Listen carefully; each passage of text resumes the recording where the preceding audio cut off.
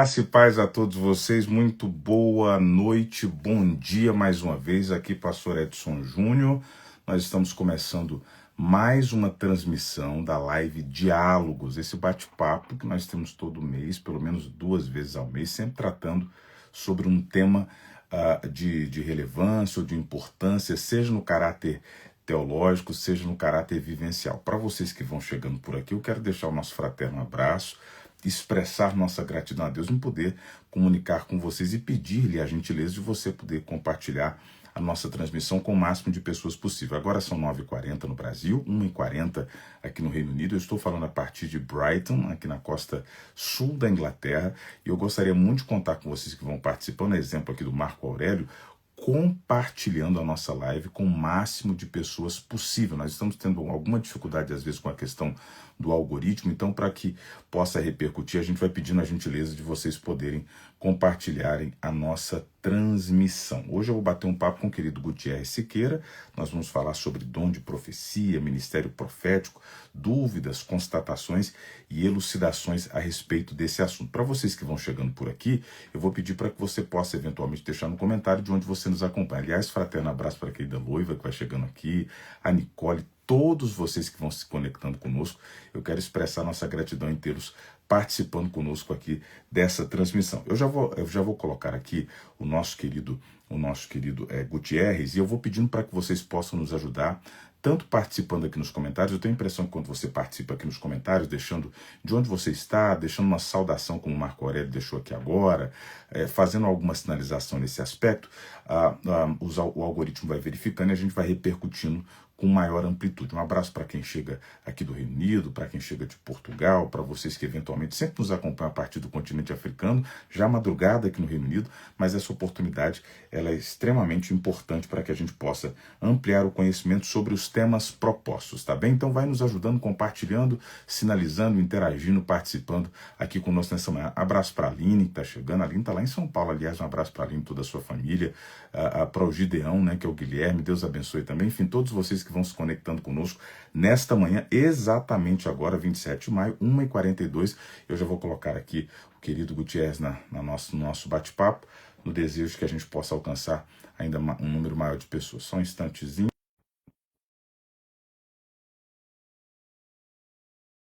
Amanhã, do dia 27 de maio, noite aí no Brasil, 26 de maio. Muito bom dia, muito boa noite a todos vocês que vão chegando para participarem conosco de mais essa edição do nosso Teatro. Gutierrez, mais uma vez, um abraço. Quem está chegando, olha, o Marco Aurélio está lá em Saquarema. Eu tenho a impressão que agora, pelo menos espero, a gente consiga eventualmente driblar um pouco essa questão do algoritmo. Eu devo dizer com toda sinceridade que, com distinção do pessoal da nossa equipe, que alguns agora já não estão mais em atividade esse horário, eu ainda tenho muita dificuldade de lidar com algumas questões desse mundo tecnológico, dessas questões todas, né? Enfim. Deve ser alguma configuração, porque realmente não Não está aparece subindo, né? aqui. Não está Não está subindo, né? subindo. Lamentavelmente. Mas vamos lá, vamos aproveitar a oportunidade para bater esse papo. Gente, hoje eu estou falando com o querido Gutierrez Siqueira.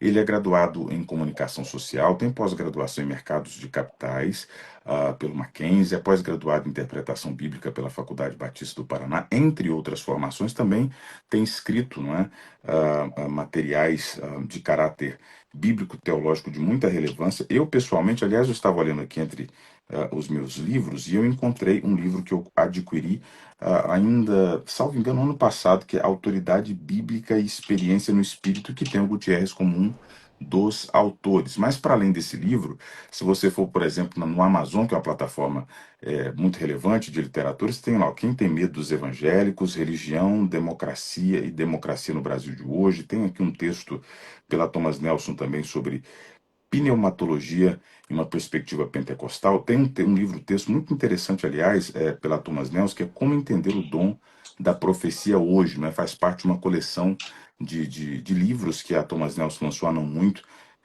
sanando dúvidas nesse aspecto, e me parece o título mais recente é Igreja Polarizada, que tem ganhado uma repercussão bastante significativa. Eu estava lendo críticas muito positivas a respeito desse livro. Igreja Polarizada, como a guerra cultural ameaça destruir Nossa Fé. Ah, meus parabéns, aliás, pelos excelentes livros que você tem lançado, pelo excelente trabalho teológico que você tem desenvolvido, já ao longo de alguns anos, eu diria. O Gutierrez, ele é oriundo das Assembleias de Deus no Brasil. Enfim, é um prazer nós podermos falar nessa oportunidade. Eu gostaria que você fizesse aí rápidas considerações iniciais, depois a gente começa, em definitivo, o nosso bate-papo nessa oportunidade. Aliás, reforçando vez mais os meus mais sinceros agradecimentos pela sua disposição de tempo em bater esse papo conosco nessa oportunidade. Bom, meu irmão, prazer estar falando aqui com você. É, é isso, vamos deixar gravada essa live, essa compartilhar depois, já que infelizmente ao vivo não está subindo, mas vamos lá falar de profecia. Maravilha, maravilha. Tava aqui enquanto você falava, tentando dar um jeito aqui, mas enfim, Ah, independente, eu vou procurar focar aqui no nosso bate-papo, depois vai ficar repercutido aqui e a gente vai verificando também meios de sanar essa questão. Ah, quando a gente pensa, a gente vai falar hoje sobre o ministério profético e sobre o dom de profecia. Quando a gente pensa no ministério profético primariamente, especialmente pensando tendo em vista o Velho Testamento, né? Quando a gente olha para o Velho Testamento, a gente tem duas funções ministeriais, entre outras, mas eu diria duas que são mais destacáveis, né? Que é o ministério sacerdotal e o ministério profético, o ministério do exercício profético, por assim dizer.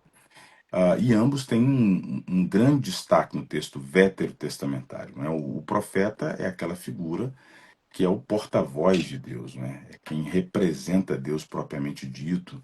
Eu acho interessante, a gente está fazendo uma leitura bíblica coletiva aqui na igreja, com os homens, no texto de Samuel, e em Samuel, por exemplo, vai haver uma designação para o profeta como vidente, né? Que está muito atrelado até à semântica da palavra, né? Aquele que vê primeiro, aquele que vê ah, com antecedência, por assim dizer, para usar termos mais objetivos, né?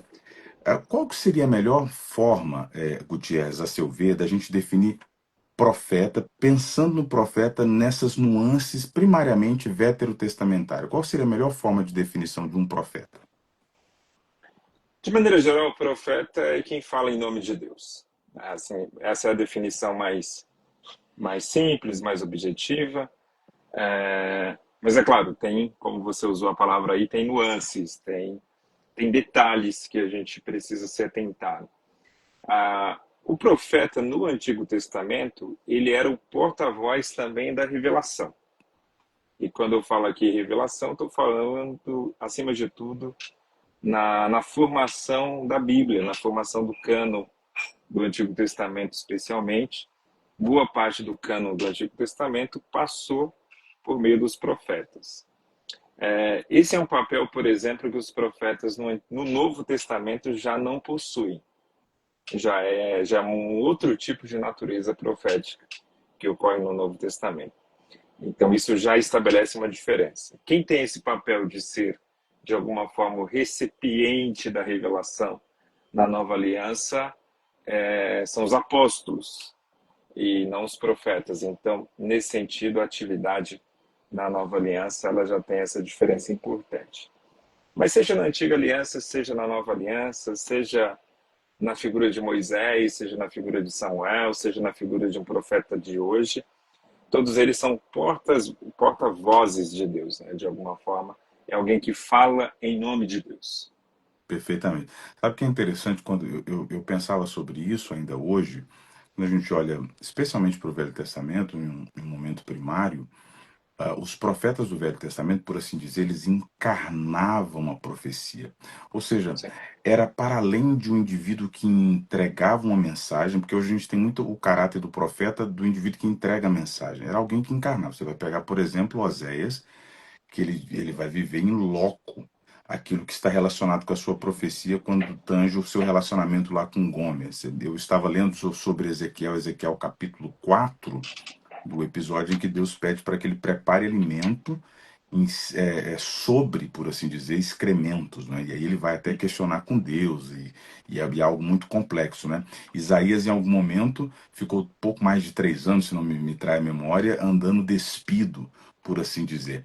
Então, os profetas do Velho Testamento era para além de entregar uma mensagem, tinha essa perspectiva de encarnar aquela mensagem, de vivenciar na pele aquela mensagem. Por que não mencionar profeta Jeremias, que foi proibido por Deus, esse é o termo, não é? De casar-se, de ter filhos, também relacionado com aquilo que envolvia a sua mensagem. Por que eu estou fazendo essa sinalização? Porque às vezes eu tenho a impressão que quando se fala sobre o ministério profético, as pessoas percebem o ministério profético a partir de óculos de romantismo, por assim dizer, não é? E não Uhum. entendem o peso que envolvia essa responsabilidade, mesmo que penso no caráter do Novo Testamento, embora haver, obviamente, distinções. Você compartilha dessa perspectiva de que o ministério profético, sobretudo pensando ainda primariamente no Velho Testamento, ele tinha esse caráter da encarnação da mensagem, não era simplesmente alguém que entregava uma palavra e ia embora para casa, tinha toda uma relação com a mensagem. O profeta vivenciava na pele, por assim dizer, aquilo que ele estava compartilhando. Sim, sim. Inclusive, eu uso no meu livro uma expressão que não é minha, é do Heschel, um rabino, e que escreveu um livro muito importante sobre esse assunto, que ele fala que o profeta é um homem de paixões.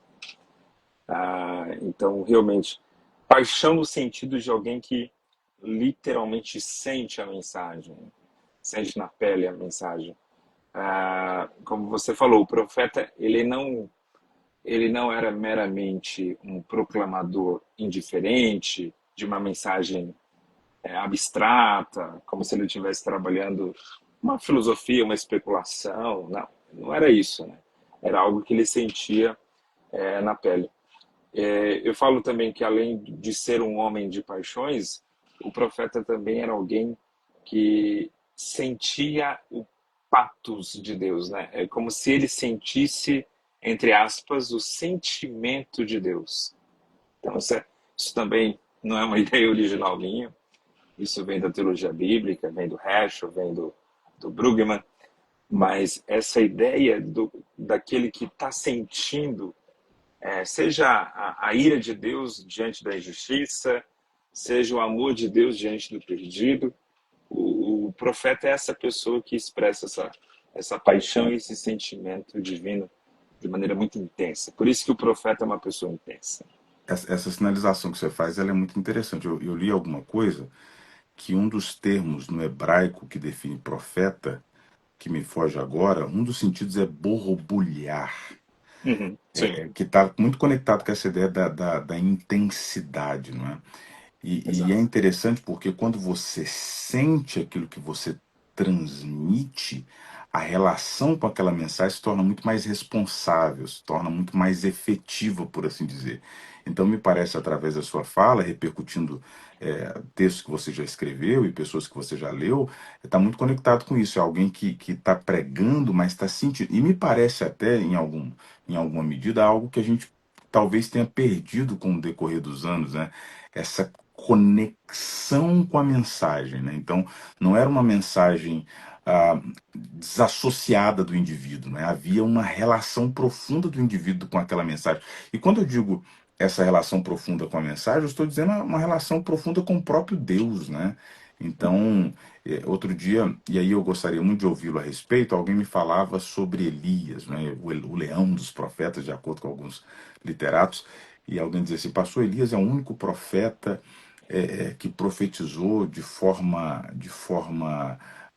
como que sem necessariamente ter uma ordem divina, usando talvez ali o texto de 1 Reis, capítulo 17, quando ele vai falar para que não houvesse chuva, mas me parece que ali tem um detalhe que às vezes escapa dos exegetas, que é o fato de que o texto diz assim, tão certo como vive o Senhor, perante cuja face eu estou. Então há uma relação profunda que permite com que ele tenha aquela voz de autoridade. Você pensa que é por aí, ou de fato, no caso de Elias, aqui já dando um salto, é alguém que profetiza de acordo com a sua vontade ou voluntariamente?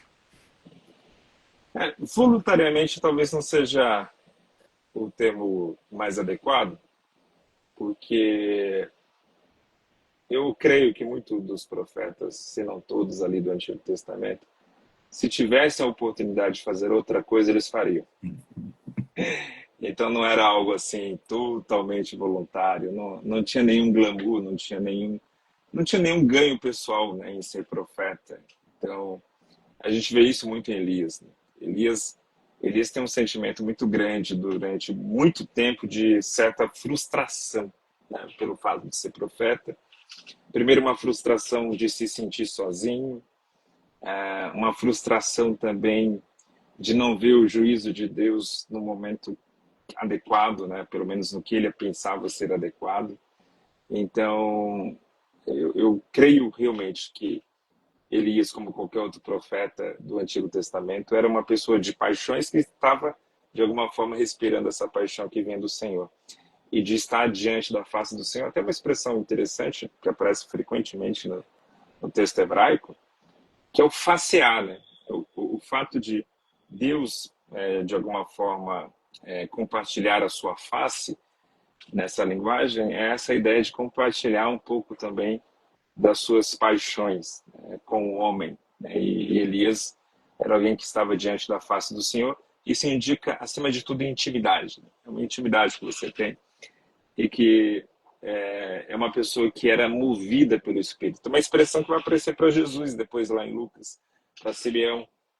Pessoas que são movidas pelo Espírito, às vezes elas estão andando numa direção que até parece ser um planejamento humano, mas é a sensibilidade que é tão grande que leva, né, essa sensibilidade do Espírito elas a caminharem o caminho que estão andando. Perfeito. Agora, já meio que fazendo talvez um olhar de transição, a gente pensando no ministério profético, e você mencionou já no início, né? Distinções entre o ministério profético exercido no Velho Testamento, se a gente comparar com o ministério profético exercido no Novo Testamento. No Novo Testamento a gente vai ter figuras que me vem agora de pronto, Ágabo, que é mencionado ali, salvo engano, no texto de Atos, que o texto, de forma literal, vai dizer que era um profeta. Nós vamos ter a profetisa Ana, aquela senhora Sim. já de avançada idade. É os que me vêm As agora filhas de de pronto. Filipe. As filhas de Filipe. Aliás, as filhas de Filipe, não é interessante, porque o texto vai falar que elas estavam profetizando, e eu queria depois, posteriormente, fazer uma sinalização sobre isso, se elas de fato tinham um ministério profético ou se era algo que a gente poderia corresponder com o dom de profecia, né? Porque no caso dela, me Uhum. parece o texto ali, na maioria das traduções, vai dizer que elas profetizavam, mas não há uma ênfase, por exemplo, como há no caso de Ágabo, que o texto vai dizer assim, periptoriamente, era um profeta, e no caso de Ana também, que o texto vai dizer que era uma profetisa. Mas antes disso, e aí também nós vamos ter, obviamente, a figura icônica de João Batista, não é? Que me parece é o personagem do Novo Testamento que encarna, por assim dizer, melhor essa figura do profeta do caráter do Velho Testamento. E aí a minha pergunta é: quais seriam as principais distinções, por assim dizer, entre aqueles que exercem o ministério profético no contexto neotestamentário, se comparado com os profetas do Velho Testamento? Embora você já mencionou a questão do cânone, etc., mas para além disso, quais seriam outras distinções que a gente poderia pontuar? Então, a diferença do cano é a diferença essencial, Uhum, porque na prática tem mais continuidade do que descontinuidade. É uma missão de falar em nome de Deus, é uma missão de encarnar essa paixão de Deus na própria mensagem, no próprio ministério, é ser, de alguma forma, uma pessoa muito enérgica, e enérgica aqui no sentido de transmitir a mensagem de Deus, custe o que custar, né? E a gente vê essa determinação muito forte em João Batista, a gente vê também isso muito forte em Ágabo. Então, de alguma forma, o próprio apóstolo Paulo também pode ser colocado como um profeta, embora não haja essa designação direta ali em cima dele, mas ele agiu como um proclamador muito corajoso, muito ousado da palavra de Deus, também foi usado em dom de profecia. Agora, sempre nasce uma questão que essas distinções que a gente costuma fazer à luz de uma teologia sistemática, a gente deve fazer, eu não estou condenando que a gente faça, mas a gente deve fazer com muito cuidado, porque às vezes a gente tenta forçar o texto a ter um caminho sistemático que ele não tem. Né? Em que sentido? Qual é o limiar mesmo da diferença entre ter o dom de profecia e ter o ministério de profeta? De fato, a Bíblia parece dar a entender que são duas coisas diferentes. Que o profeta é alguém que tem um ministério necessariamente mais ligado à proclamação da palavra, e por meio dessa proclamação ele de alguma forma manifesta essa autoridade profética. Enquanto que o dom de profecia pode ser pontual, é uma palavra que ela é impulsionada pelo Espírito Santo, ela não é planejada, ela não é um sermão, ela não é uma pregação convencional. Isso é bastante claro no Novo Testamento, profecia não é sermão. Nenhum exegeta dos clássicos ou dos contemporâneos defende essa ideia, que alguns defendem ainda hoje na Igreja Evangélica Brasileira, mas se você pega exegetas do peso do Oscar Cullmann ao James Dunn, passando pelo N.T. Wright, qualquer um deles vai afirmar, não, no Novo Testamento, profecia e pregação são duas coisas completamente diferentes. Né? Mas o que a gente vê no Novo Testamento, acima de tudo, é que há sim uma relativização da autoridade profética. Em que sentido? Um exemplo ali em Atos da profecia que Ágabo faz a Paulo. Quando Ágabo fala para Paulo que ele seria preso em Jerusalém, o apelo da igreja e do próprio Ágabo é que Paulo não vá a Jerusalém, porque a profecia dizia claramente que ele seria preso. Paulo não só não deixa de ir, ele vai. E ele é preso, acontece exatamente o que é profetizado. Só que o texto de Atos não põe isso como se fosse uma desobediência de Paulo. O texto ali não é um retrato negativo do apóstolo Paulo. A profecia ali claramente serviu ao apóstolo Paulo como um consolo. É como se Deus já estivesse mostrando para ele, que ele está no controle da situação, que ele seria preso e ele já estava sabendo disso. E a profecia serviu para consolar e não para direcionar a vida dele, de onde ele deveria ir ou não. Paulo teve esse discernimento. Isso é o tipo de coisa que não aconteceria na Antiga Aliança. Isso aí já seria encarado como uma desobediência, uma orientação direta da profecia. Então, nesse sentido, também tem uma pequena diferença. Né? Você tem a profecia no Antigo Testamento, como ela é cânon, como ela é revelação pura da vontade de Deus, ela acaba sendo também diretiva. Algo que não acontece ali nesse episódio de Ágabo e Paulo, por exemplo. A gente vê uma diferença de comportamento muito grande. Se Paulo tivesse uma mentalidade 100% igual às pessoas tinham na Antiga Aliança, ele teria seguido à risca a recomendação da igreja de não viajar a Jerusalém. Me parece na sua fala que, então, o caráter da profecia veterotestamentária ou do Velho Testamento ela era mais determinista, no sentido que você precisa fazer isso que está sendo indicado, ao passo que a profecia no Novo Testamento, tomando o exemplo de Ágabo, me parece Atos 21, ela tem uma perspectiva mais de informação, né? Dar a conhecimento algo que irá acontecer, não é? Dando Até ao poderia indivíduo. fazer, desculpa cortar, mas Não, eu não, até por poderia favor. fazer a distinção que a profecia no Antigo Testamento, além de todas as suas características, ela tinha sim esse caráter diretivo, né? Uhum, Enquanto que a profecia do Novo Testamento tem um caráter de consolo.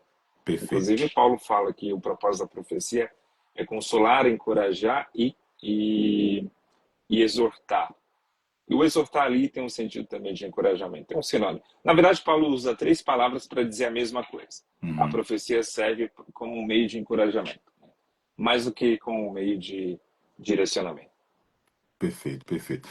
A gente vive um tempo, por exemplo, essa questão, e agora já talvez falando mais do dom de profecia, e entendi bem essa sinalização que você faz do cuidado para não se fazer um distanciamento muito grande entre o caráter daquilo que envolve o ministério profético e o dom de profecia propriamente dito, né? Mas o dom de profecia, por assim dizer, é um dos dons que são mais, é um dos dons mais destacáveis, especialmente no contexto pentecostal carismático, né? Se a gente coloca línguas, profecias, são dons que geralmente aparecem mais, né? Ganham maior, por assim dizer, destaque, né? Eu acho que É, essa é a palavra mais adequada. E aí, agora com o advento das redes sociais, a gente tem uma abundância, por assim dizer, de conteúdos que chegam, e às vezes até em caráter jocoso, sobre o mau uso, ou sobre o uso inadequado do dom de profecia. Em razão disso, infelizmente, já há quem desacredite do dom. Eu sempre, enquanto tenho oportunidade, eu sinalizo que o fato de alguém fazer mau uso ou usar de forma equivocada um determinado dom não o invalida, não faz com que ele deixe de ser real ou não tira ou não rouba-lhe, por assim dizer, a sua legitimidade. E aí, o que eu gostaria de considerar com você é o seguinte: como é que a gente consegue, como é que o cristão, por assim dizer, consegue identificar quando a profecia ela tem caráter de legitimidade, não é? Ou quando eventualmente, de forma talvez a grosso modo, ou de forma mais popular, é uma profetada, né, entre aspas, né? Como é que se faz a distinção disso? Porque o volume de pessoas dizendo assim diz o Senhor, e aí você tem desde as pessoas que eventualmente o fazem movidas por uma emoção e às vezes até legítima, tentando talvez animar um irmão, dar uma Uhum. palavra. Eu não entendo que todas as pessoas que entregam, entre aspas, profecias que não necessariamente foram direcionadas por Deus, o fazem com má intenção. Eu acho até que tem pessoas que o fazem, entre aspas, com a boa intenção, que não justifica o erro, a falta. Uhum. Mas há aqueles que de fato são pessoas movidas por um caráter equivocado, enfim.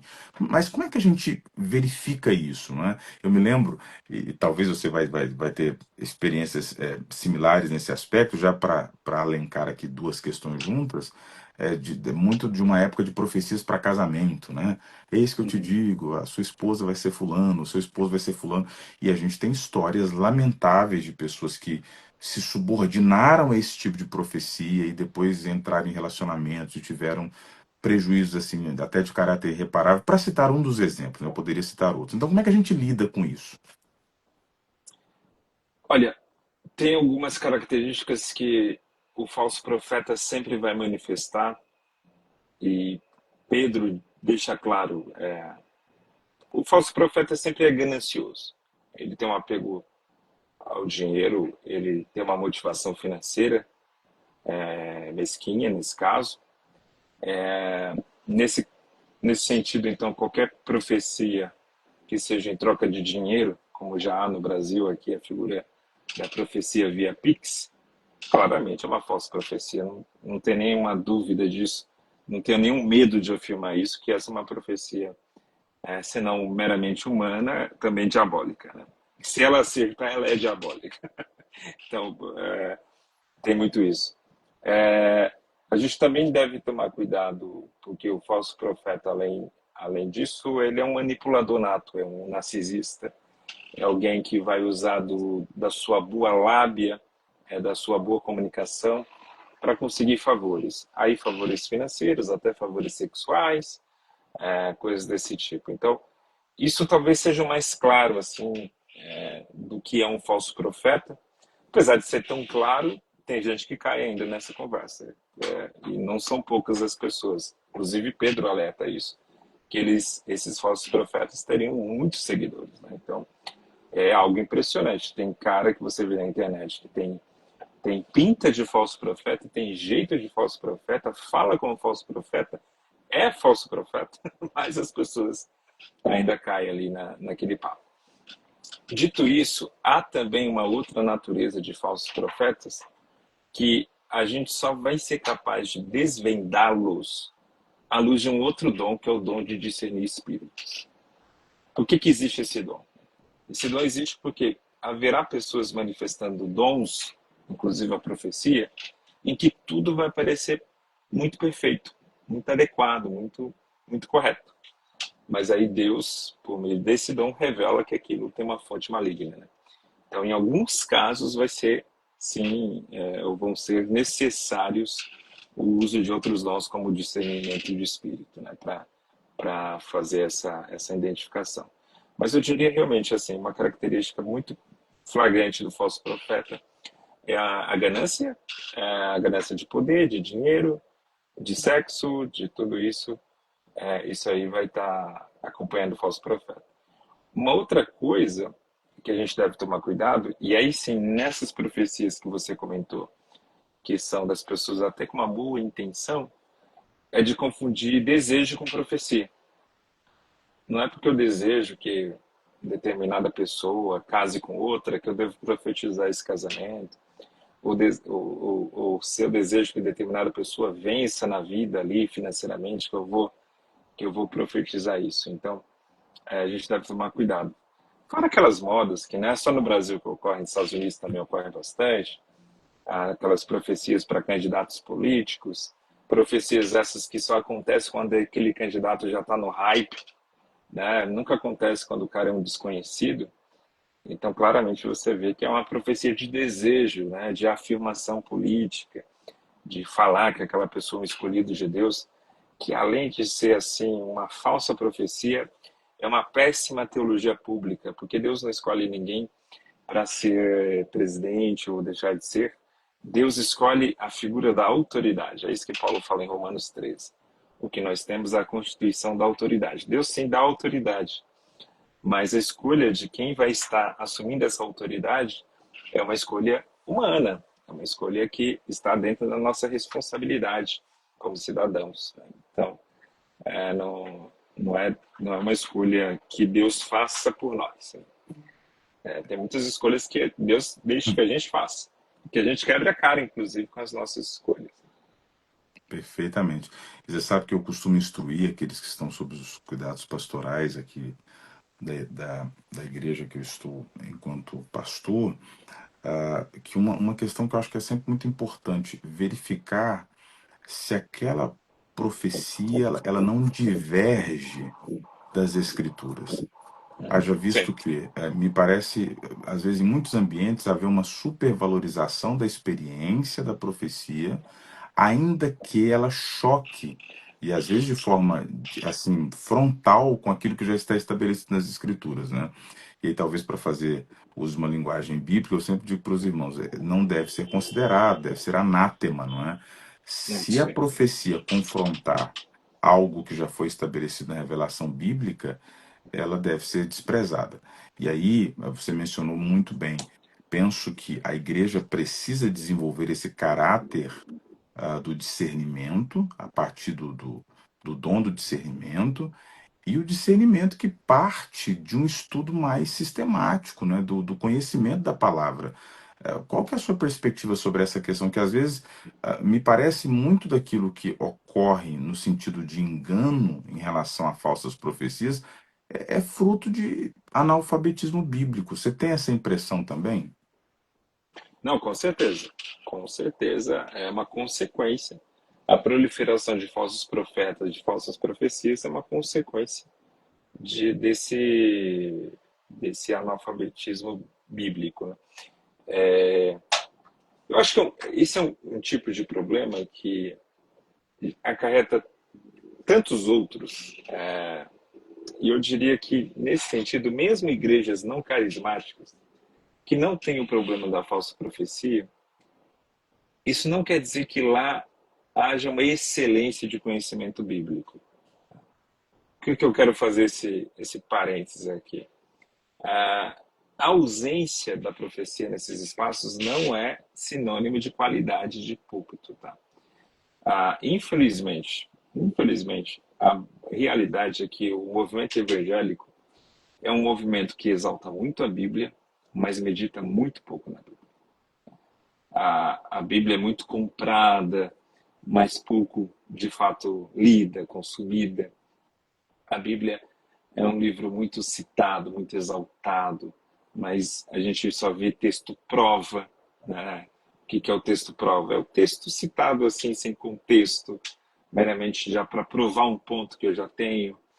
Então, assim, infelizmente, a qualidade da leitura bíblica, queria eu que fosse um problema apenas dos pentecostais ou dos neopentecostais, como a gente tenta sempre jogar no colo. Isso é neopentecostalismo. Queria eu que fosse um problema restrito ali, que não é. Essa é uma luta que eu tenho também, porque uma das minhas paixões é a hermenêutica, é a batalha por uma interpretação coerente das escrituras. E quando você vai estudar mais a fundo hermenêutica, exegese, você vê, meu Deus do céu, tantas tradições evangélicas que a gente se apega, você vê, não tem nenhuma base bíblica. Então, essa falta desse conhecimento mais aprofundado das Escrituras gera não só profecias falsas, mas geram também tradições engessadas, que só atrapalham, legalismos, ah, opiniões malucas, e assim, e volto a repetir, isso não é um privilégio dos pentecostais. E esse é um ponto interessante, eu tenho a impressão que talvez não, nós estamos diante de um paradoxo, né? No sentido que a popularidade do texto ou da Bíblia enquanto livro, ela não necessariamente, nas suas palavras aí, é um ponto muito interessante de reflexão, ela não é definição de profundidade, não é? Porque o que a gente vê na igreja, e aí eu digo igreja tendo esse olhar geral, amplo, realmente destoa, né, disso, né? Então você tem uma vendagem muito alta no caráter comercial, mas você tem uma assimilação muito apequenada, né, no caráter vivencial. E aí isso vai repercutir em problemas patológicos, até eu diria, dentro das comunidades evangélicas espalhadas, e aí pensando talvez no Brasil, no mundo, né? Mas pensando no Brasil, que é o nosso ambiente, talvez, de contato maior, e realmente é algo que a gente precisa pensar mais seriamente, não é? Talvez ter até atitudes mais propositivas nesse sentido. Aliás, eu diria que o seu trabalho, ele de fato propõe isso, né? Através das palestras, da literatura, essa convocação à igreja, por assim dizer, no sentido de uma aproximação maior com o texto, de um lidar melhor com o texto, que é o que vai nos ajudar não somente nessa questão das falsas profecias, mas também nos outros problemas que a gente acaba por enfrentar. Se dizer alguma coisa, me desculpa que eu me alonguei aqui. Não, eu até também nem quero passar a impressão que é o problema do Brasil, né? Que a gente fica acompanhando um pouquinho do que acontece na Coreia do Sul, na África, nos Estados Unidos. Assim, os problemas são muito parecidos. Talvez na Europa não seja tanto, não é nem pela virtude da igreja europeia, mas pela falta de evangélico.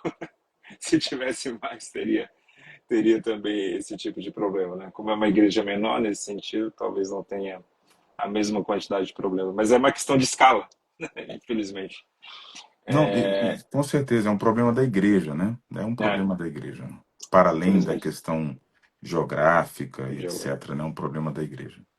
E outro ponto que eu vejo nesse assunto que a gente também deve ter o discernimento é o seguinte: essa falta de cultura bíblica, cultura aqui no sentido de estar aculturado pela Bíblia, não só de erudição, né, mas de ter esse contato íntimo com o texto, isso também nos leva a não perceber que, por exemplo, uma falsa profecia pode, é claro, distorcer uma visão que eu deveria ter correta da vida, mas inclusive também os vieses da racionalidade. O que eu quero dizer com isso? Não é só a falsa profecia que pode me levar ao engano, o mau uso da razão também. Então, assim, às vezes a pessoa que tem um discurso assim mais tradicional, mais sensacionista, ele vai bater muito no perigo da falsa profecia e vai esquecer que a razão, também quando mal usada, ela também nos afasta da verdade. E como que eu vou saber o uso adequado da profecia e o uso adequado da razão? Por meio da revelação. O cristianismo, ele, no decorrer da sua história, ele nos ensinou o seguinte: assim como conhecer a verdade que Deus revelou. E Deus revelou essa verdade por meio das Escrituras. Essa verdade é conhecível. E essa verdade é o que a gente vai jogar as outras verdades propostas. As verdades propostas pela razão, pela emoção, pela experiência, inclusive pela experiência mística, que aí inclui a profecia. Então, assim, eu posso muitas vezes estar protegido da experiência, estar protegido da mística, e não estar protegido da distorção que a razão faz, né? Então, assim, se a gente não tiver uma boa cultura bíblica, em algum momento a gente vai ser captado pelo engano.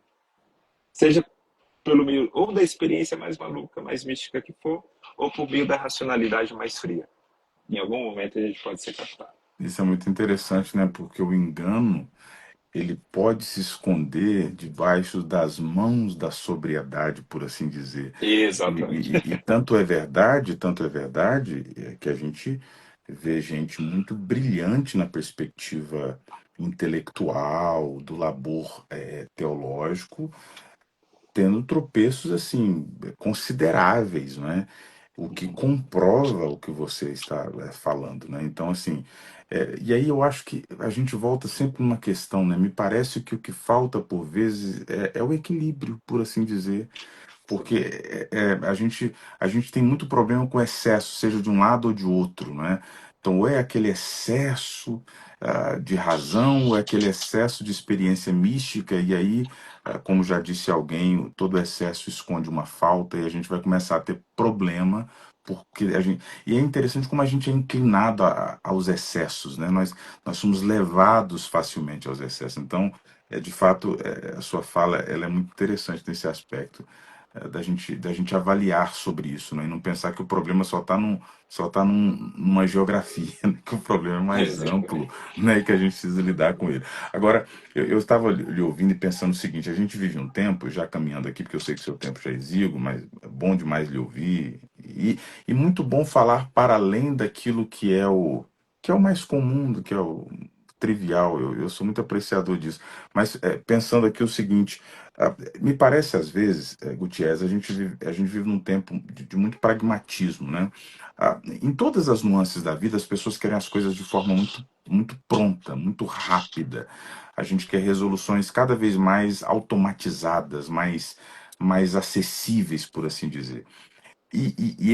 Esse tipo de mentalidade, ele ecoa também na nossa vida espiritual. Então, às vezes a impressão que eu tenho é que essa busca por determinados tipos de profecias, e aí até gostaria de falar, de sinalizar com você já nesse ponto a respeito, o que falar dessas pessoas que ficam buscando profecia, a pessoa fica indo aqui acolá, eu ouvi que tem uma irmã em tal lugar, ou eu vi que tem um pregador, e a pessoa fica nesse afã de ouvir uma palavra, e uma palavra que resolva assim de pronto. Ela quer uma coisa que ela vá lá e o profeta fale, olha, você tem que fazer isso. Como é que a gente lida? Como é que a gente, os pastores que eventualmente a posterior vão acompanhar essa live, como instruir o povo, enfim, como é que lida com essa dinâmica?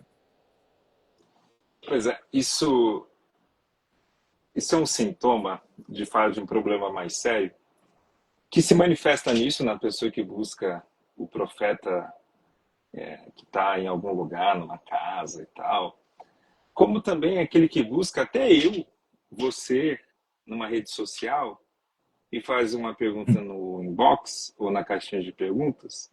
O que há de semelhante nesses dois grupos? Não estou falando de todos, tá?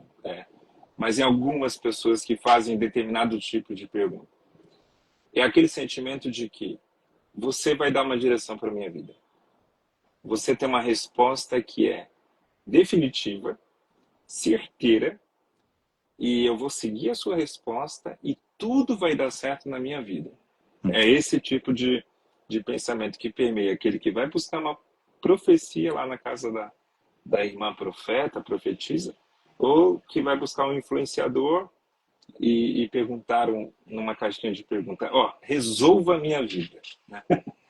E a vida não é assim. A gente tem que compreender que, à luz da Bíblia, a gente tem não só a liberdade de fazer escolhas, e também a liberdade de arcar com as nossas escolhas, mas que, mesmo que a gente faça a escolha mais correta possível, isso não é garantia de sucesso absoluto. Não é garantia. A vida não é assim preto no branco. Né? É, a vida tem nuances, tem zonas cinzentas. Então, às vezes, o crente tem muito isso. Ele pensa, se eu seguir as regrinhas corretamente, tudo vai dar certo na minha vida. Eu lembro disso sempre quando eu lembro de uma foto que eu vi há muito tempo no Facebook, que era uma foto assim, de um casal numa balada, e de um casal numa igreja. Aí era assim, passado, né? O passado era o casal na balada e o outro casal na igreja. Aí o futuro, aí tinha um futuro de dois velhinhos ainda juntos e o outro futuro era o futuro de um casal brigando e se divorciando. Então, na lógica do desenho era o seguinte: o casal que nasceu na igreja é o velhinho ali no futuro. E o casal que nasceu na balada é o divórcio logo à frente. É verdade que o estilo de vida que a gente tem vai influenciar o futuro e é possivelmente muito mais saudável você encontrar um par na sua vida na igreja do que na balada? É verdade, isso é verdade. Mas isso é garantia absoluta? Não, não é. Tem casais que se conheceram na balada e estão juntos até hoje. Tem casais que se conheceram na igreja e estão divorciados. Então, assim, a vida não é assim tão assim, parafusinho. Se eu apertar esse Aritmética, né? parafuso, aritmética, né? Se eu apertar esse parafuso aqui, lá na Hum. frente o resultado vai ser esse.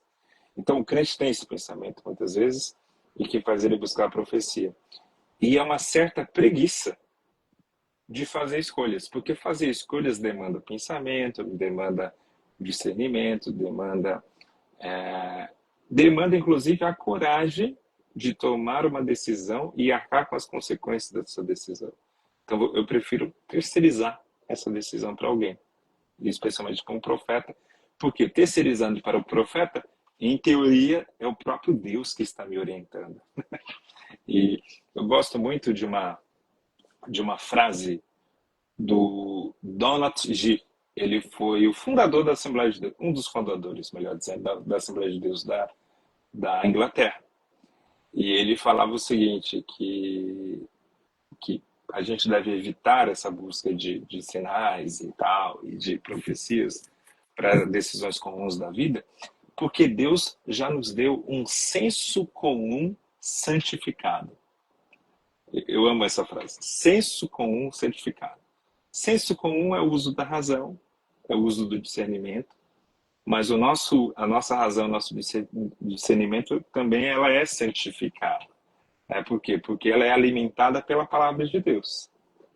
Então, por isso que a gente vai fazer as nossas escolhas segundo os valores que a Bíblia já nos dá. Eu não preciso orar para saber que determinado tipo de relacionamento não é adequado para um cristão. Tem relacionamento que está na cara que não é adequado. Um cristão com senso comum santificado não vai entrar naquele tipo de relacionamento. Ele não precisa de uma revelação para isso. Então é esse tipo de ideia que a gente deve ter na cabeça. Excelente. E aí, já para a gente finalizar, e excelente a sua consideração, me parece às vezes, até em função de parte do que você disse, o indivíduo, e aí eu estou falando do indivíduo que tem de forma legítima o dom de profecia, por exemplo, às vezes a impressão que eu tenho é que muitos deles ficam, por assim dizer, na berlinda, no seguinte aspecto: eu preciso dar uma resposta para essas pessoas que me procuram. Logo, se eu não tiver uma palavra, entre aspas, dita profética, vai dar a impressão que eu não sou mais usado por Deus, ou que eu não sou espiritual, eu não estou espiritual o suficiente, ou que eventualmente eu estou em pecado, e aí vem esses devaneios todos.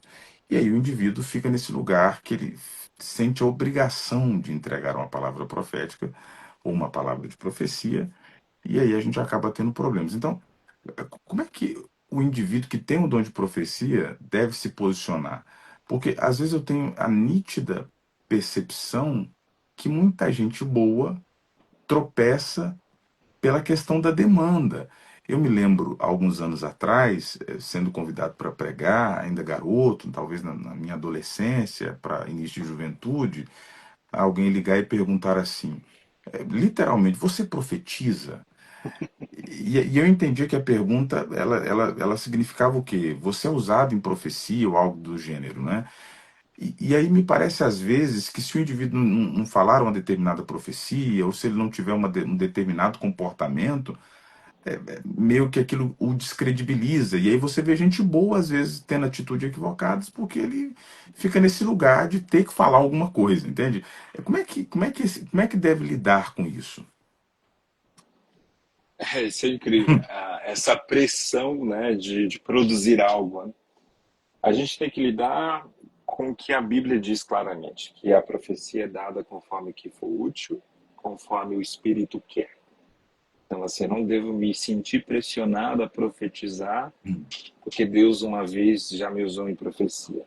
Eu devo estar, assim, aberto a ser um canal de Deus, mas não me sentir pressionado a entregar algo porque as pessoas estão na expectativa. Paulo até fala que aquele que profetiza, profetize segundo a proporção de sua fé. A proporção aqui é uma medida, né? Então, Paulo está falando, há medidas. Pode ser que a medida seja pequena, pode ser que a medida seja maior, dependendo do dia, do momento. Então, assim, a gente não deve ver a profecia, qualquer dom, inclusive, não só a profecia, mas qualquer dom. Mas eu diria especialmente o dom da profecia e o dom de cura, que são dois dons que as pessoas confundem muito isso, de achar que uma vez que foram usadas, elas são donas do dom. Como se elas pudessem manipular esse dom ao bel prazer, sabe? E o meu ministério aqui é de entrega de profecia, então é aquilo, né? Todo lugar que eu vou pregar, eu tenho que entregar a profecia, ou todo lugar que eu vou pregar, eu tenho que entregar uma cura. Então, esse tipo de mentalidade não é uma mentalidade bíblica. A gente deve ter o cuidado de entender que a manifestação do dom sempre está debaixo da soberania divina. Então, vai ter momento que Deus não vai entregar a profecia. Normal. A gente vê isso até no texto bíblico. Houve momentos de silêncio e Deus não quis falar com o seu povo de maneira direta. Então, isso pode ocorrer também hoje. Então, assim, tire isso da cabeça. É o conselho que eu deixo, né? Fique em Tire isso da paz, né? cabeça, Fique em fique em paz. paz, É. tenha o seu coração aberto a ser usado, mas não ache que a profecia digamos, é uma produção industrial, né? Eu preciso entregar o tempo todo. Excelente, excelente. E eu acho que uma coisa muito interessante de ter em mente é sempre o seguinte: seja profecia ou qualquer outro dom, mas falando agora estritamente de profecia, não deve ser utilizado para autopromoção ou para ostentação de Exato. espiritualidade. A profecia visa, tal como os demais dons, a edificação do corpo, ou da igreja, do corpo aqui como figura de linguagem para a igreja. Ou seja, aquilo que passa disso, e aí eu faço um trocadilho, é de procedência maligna, não é saudável. Vai trazer comprometimento Exatamente. tanto para o indivíduo, que está falando em nome de Deus, algo que Deus não falou, tanto quanto para a igreja, que às vezes pode assimilar aquilo como direcionamento, quando não é.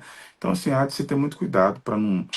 E aí eu engato aqui, definitivamente termino, da minha preocupação, às vezes eu não sei qual que é a sua visão, eu já vi algumas vezes indivíduos, eu me lembro de ministrar na África alguns anos atrás, e muito comum a questão do indivíduo que se apresenta como profeta. Você tem, assim, sei lá, o banner profeta fulano de tal vai vir na igreja trazer e aí Efésios capítulo 2 salvo engano, verso 11, se não me trai a memória, que o horário já faz o pensamento não flui da mesma maneira, mas fala lá sobre mestre, profetas, etc, né? Efésios 4:11.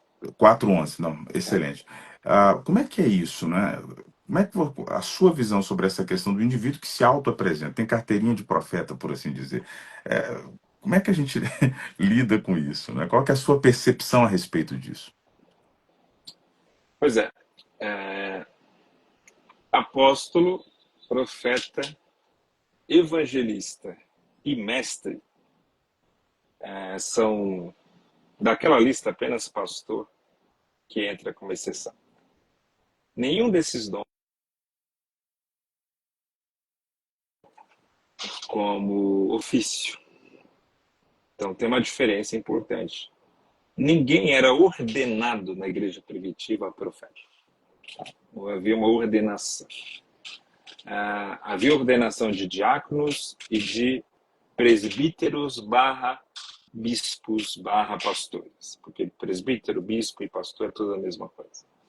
Para isso havia ordenação, havia a imposição de mãos, havia um reconhecimento da comunidade, aí sim havia, tá? Mas para profetas e apóstolos não havia. Então, nesse sentido, eu eu diria a um pentecostal que tem a convicção que é um profeta do Senhor, tem essa convicção, age como profeta, deixa Deus te usar como profeta, mas não se auto-intitule profeta, porque isso não é ofício, é dom. Maravilha, maravilha. Gutiérrez, muito obrigado. Eu gostaria até que a gente pudesse estender a fala, no entanto, espero haver outras oportunidades, quiçá, de recebê-lo pessoalmente aqui na nossa comunidade. Eu quero, assim, de forma muito sincera, celebrar o bom Deus pelo ministério que você tem desenvolvido, parabenizá-lo vez mais, desejo de que Deus possa continuar lhe dando graça, saúde física, emocional, espiritual, porque eu sei que o labor, ele exige da gente não apenas no caráter da mente, mas exige em todos os aspectos. Eu sei que as demandas só vão aumentando. Que Deus continue te abençoando e também usando a sua vida para inspirar outros tantos jovens, homens e mulheres a buscarem esse caminho de uma teologia bíblica saudável.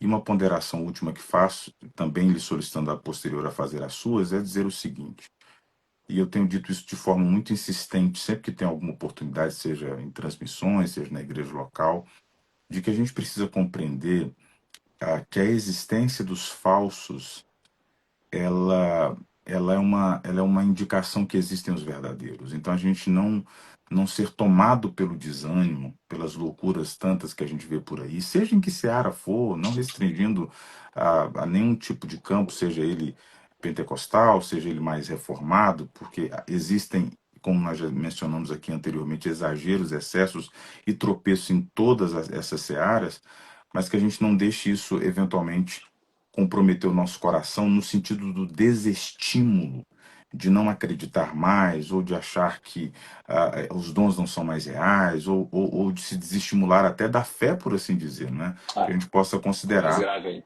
que existem os verdadeiros e eu tenho para mim que em maior número do que os falsos. É verdade que os falsos ganham às vezes maior holofotes, né? Eles são mais espalhafatosos, por assim dizer, né? Alguém vai dizer que a ignorância em geral é muito barulhenta, não é? Uhum. Então, a gente não permitiu com que isso esvazie o nosso coração da certeza, da legitimidade de homens e mulheres de Deus espalhados pelo mundo, a despeito daquilo que a gente vê de incorreto ou de equivocado na igreja, mundo afora. E aí eu passo para você fazer considerações últimas e reforço vez mais os meus mais sinceros agradecimentos. Muito obrigado. Perfeito, meu irmão. Foi uma boa conversa. Deus abençoe aqui o seu ministério. A mensagem que eu deixo a todos que vão assistir esse vídeo é reforçando o que você falou. A gente não deve desprezar o abuso. Aliás, a gente não deve desprezar o uso por causa do abuso. Não deve mesmo. O apóstolo Paulo, quando ele estava escrevendo para a igreja de Corinto, era uma igreja extremamente bagunçada. Era uma igreja que tinha abuso de todo tipo de dons. Era uma igreja em que as pessoas iam na ceia e ficavam bêbadas antes da ceia. Era uma igreja dada ao exagero, né? Era dada a brigas, a picuinhas, a grupos e tudo. E é nesse caldeirão de confusão que Paulo fala: buscai com zelo os dons espirituais. Zelo aí, né, no sentido meramente assim, busque com cuidado, não. É como se Paulo estivesse falando assim: buscai com obsessão os dons espirituais. A palavra zelo no grego é a mesma palavra para ciúmes. Então, Paulo está falando: busque com obsessão os dons espirituais. Mas, é claro, sempre visando a edificação da igreja. Então, Paulo ele joga gasolina onde já tem fogo, né? Mas ele joga gasolina orientando a igreja a buscar os dons com discernimento e o discernimento é o quê? É justamente buscar os dons para que a igreja seja edificada, né? Então a gente não deve desanimar. Eu só reforço isso que você falou. Pois bem, muito obrigado. Para os que acompanharam, forte abraço. A live vai ficar gravada aqui. Depois o pessoal da nossa edição vai preparar alguns cortes. A gente vai repercutir. Espero chegar para o Gutierrez aí também. Ele vai repercutindo com o pessoal que segue ele. Enfim, nosso muito obrigado. Bom dia para quem eventualmente acompanha aqui no Reino Unido, 2h39. Para quem está no Brasil já quase 11 da noite. Enfim, seja onde você estiver, fraterno abraço, saudações de paz. Meu irmão, muito obrigado. Deus abençoe. Fica na paz. Tchau, Deus tchau. abençoe. Valeu. Tchau, tchau.